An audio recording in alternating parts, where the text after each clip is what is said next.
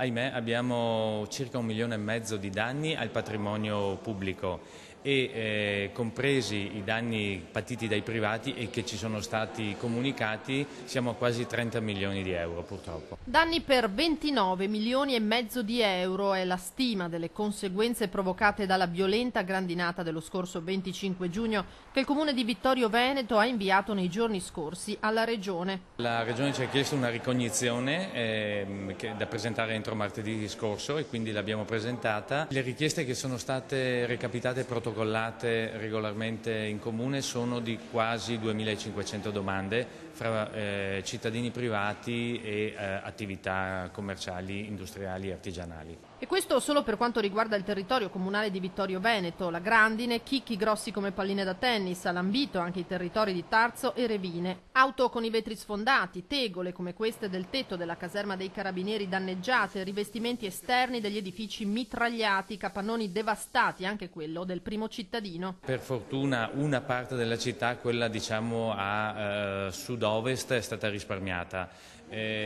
Tutta l'altra parte, chi più chi meno, ha subito dei danni, soprattutto alcuni edifici e le autovetture che non erano ricoverate nei garage. Di fronte alla devastazione il Comune, che ha già avviato la procedura per chiedere lo stato di calamità, spera nell'aiuto della Regione. Speriamo che la Regione, dopo questa prima ricognizione che evidenzia un danno patrimoniale ai cittadini e alla città di Vittorio Veneto rilevante, possa concorrere a quelle che sono le spese che il privato e il pubblico dovrà sostenere. Contiamo sull'aiuto della Regione.